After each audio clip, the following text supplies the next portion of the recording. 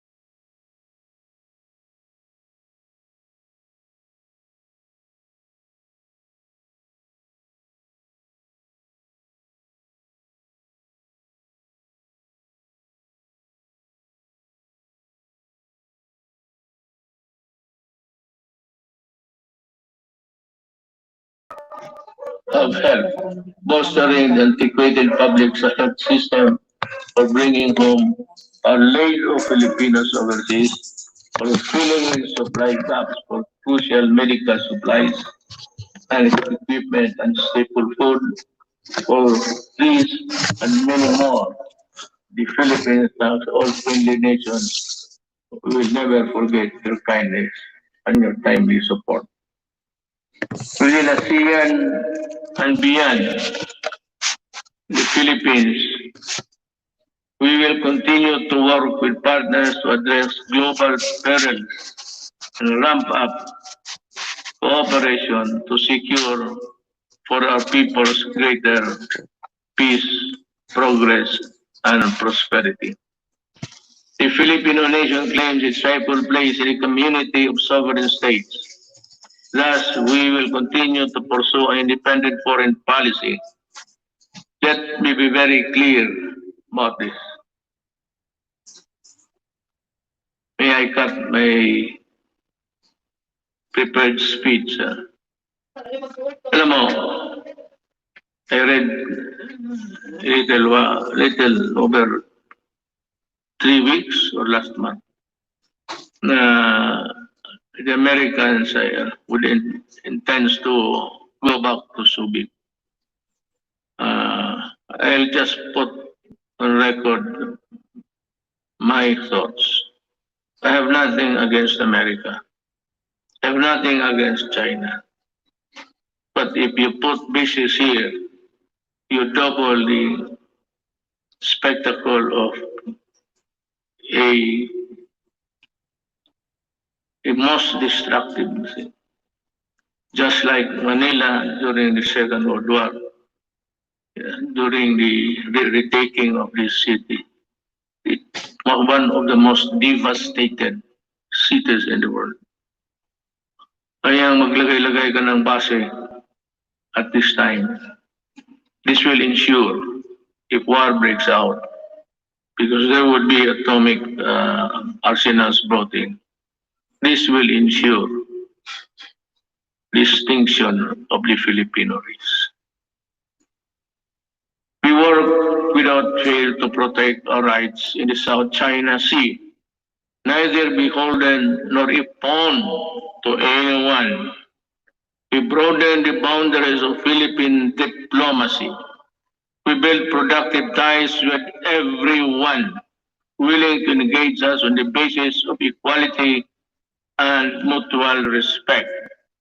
And we redefine our relationships with our most important partners, placing the country in a far better position to advance our interests in an evolving regional order and emerging global problems.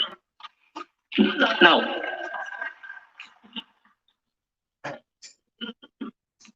plenty of critics, both sides,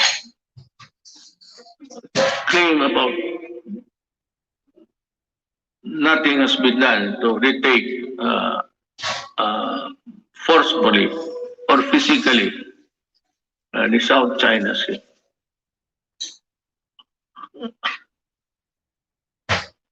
Alam mo, unless we are prepared to go to war, I would suggest that you better just call off and treat this, I said, with the diplomatic uh, endeavors. China is claiming it. We are claiming it. China has the arms. We do not have it. So, it's simple as that. They are in possession of the property. You remember property, you're a lawyer, property rights. They are, it has nothing to do with the Philippine laws of property. But it's akin to, they are in possession. So what can we do? We have to go to war. And I cannot afford it. Maybe some other president can, but I cannot. Inutil ako dyan, sabihin ko sa inyo. And I'm willing to admit it. Talagang inutil ako dyan. Walang magawa. I cannot. The moment I send my Marines there at the coastal shores of Palawan, tinamaan ng cruise missile lahat yan. Hindi pa nga set sail yan eh. Sabog na. Let me say again that the victory in the global battle against COVID-19 would take longer than we expect. Everyone's cooperation is needed. I know that you have, the Filipino people, have sacrificed a lot, but we have no other choice but to work together and to do even more. I must admit that our actions have been far from perfect. Totoo yan, I admit it. And there could be improvements here and there. But all of us in government, including myself, assure you that we will not stop until we get things right and better for you. I know that many of you are worried not only about health and safety, but also about our ability to move around and ride public transportation. The depletion of your savings due to the rising cost of goods and the loss of your incomes due to uncertainties in your jobs and livelihood. I assure you that your government will address squarely these problems and challenges to overcome them and proceed to a new normal. Marami ho talagang mawawalaan ng those for a middle income. They buy a car on installment basis. You cannot keep up with the amortization. You lose it. You lose the car. And you are forced to ride on public utilities. Concomitantly, didiretso rin itong mga criminal rarami at crimes will increase. But let me assure you, for as long as I am president, there can never be a runaway crime in any of our cities. Hindi ako papayag. I can assure you will remain peaceful. Relatively peaceful. Hindi naman very peaceful. Pero kung sabihin mo na kagaya ng hold up dito, hold up,